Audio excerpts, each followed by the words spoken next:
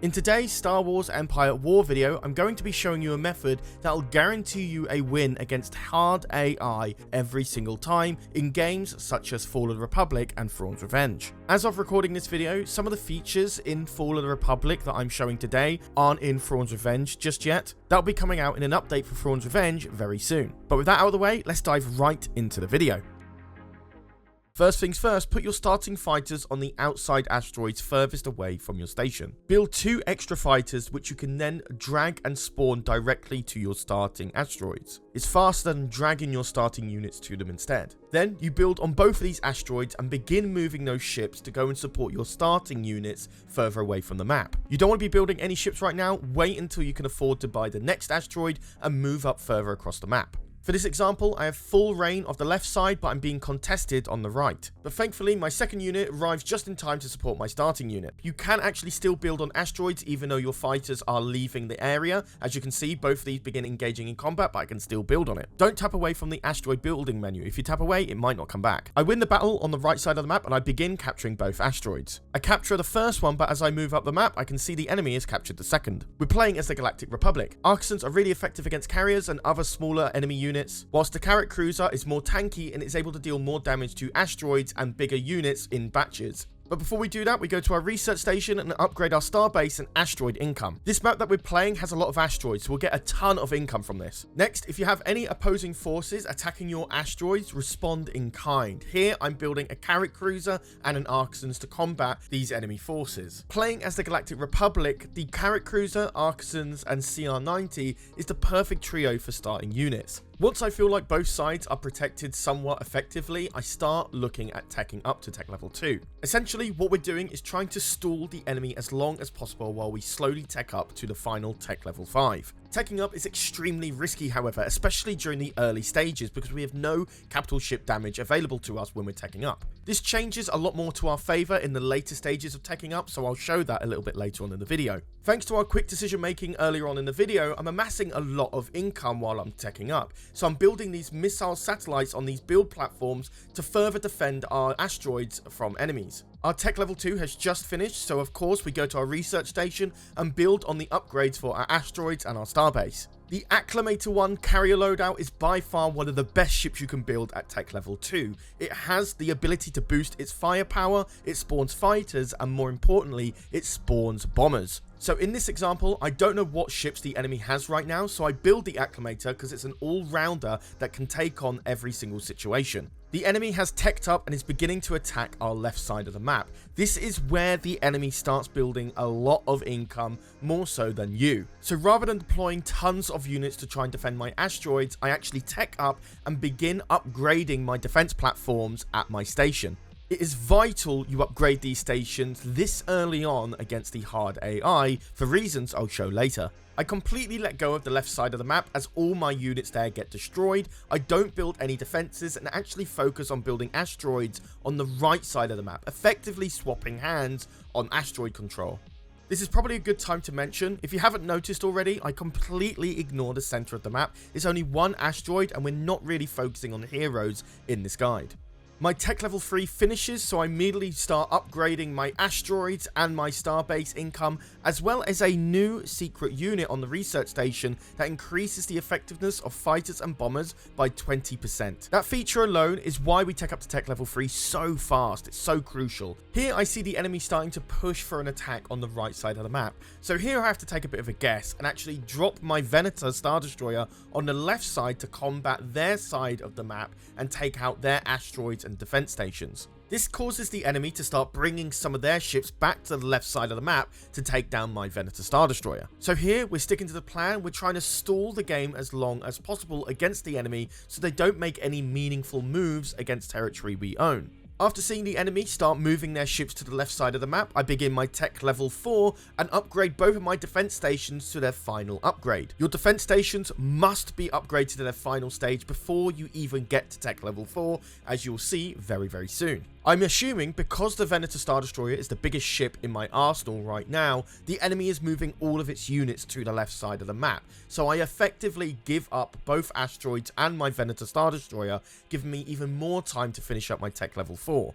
So much time, in fact, I actually finished my tech level 4 upgrade with no contest to the right side of the map. As soon as the tech upgrade is finished, I upgrade my asteroids and starbase as usual, and we finally see our fully upgraded Golan get some use against a Dreadnought Recusant Light Destroyer. This is the stage where the enemy AI starts coming to your space station pretty hard with a lot of units. I notice this beginning to happen as I see units come from the left side of the map, so I start building a Tech to Star Destroyer just so I can support my Golans so they don't get destroyed.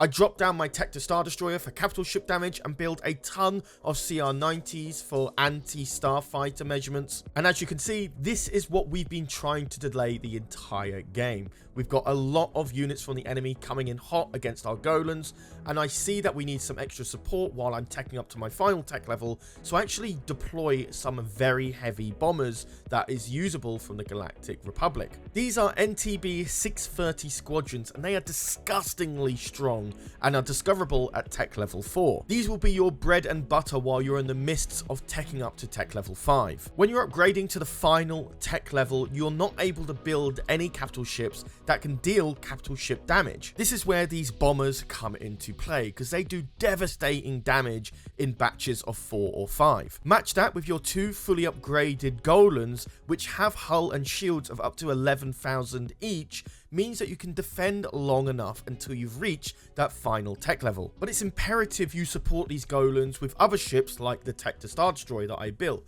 because once they get destroyed, they do not come back. As you can see, the enemy did try its best with as many units as possible to try and take down my space station, but I finally reached tech level 5. You might also notice I didn't purchase anything massive during that time either, because you'll know why in just a second. Head to your research station and you'll find a new thing to purchase for nearly 30,000 credits called Secret Fleets. This is essentially your win condition. Once you purchase this and be able to deploy it, there's nothing stopping you from winning the game. Thankfully, it doesn't take as long to build compared to tech level 5 either, so you don't have to wait too long. You just need to defend a little bit longer, and then after that, you've pretty much won. And here it is in action. You drop it down and 4 Venators and 2 Secular Star Destroyers spawn in one go. Of course, in actual damage output from these ships, it's not enormous, but the amount that you get in terms of how many credits it costs is extremely worth the price. But what we want out of this is in fact the bombers that come from the Secular and Venator Star Destroyers, that being more of the heavy bombers we mentioned earlier in the video. I could have just simply won the game by dropping this unit in front of the enemy space station, but I wanted to also show the power of the bombers that you get from this whole selection of capital ships. And here we can see all the bombers we got from just that one drop heading straight to the enemy space station. If I had dropped this right in front of the enemy space station, it would have been a guaranteed win. But in fact, you can build another one right after dropping the first one. This isn't just a one purchase buy thing. You can repeat purchase it again and again. So I dropped another one down to pretty much just secure the win and show the power of these secret fleets. For those of you who have been playing the new Fall of the Republic update and playing in skirmish mode, you probably know that you don't just have to destroy the space station anymore to win. You actually have to take down both Golans and the research station as well to finally get that victory. And that is my tactic to always guarantee a win against the hard AI, not just in skirmish, but also to use some of the tactics I used in the early side of the game in your Galactic Conquest campaigns as well. I'm sure there are many other much quicker ways to secure a win in skirmish mode.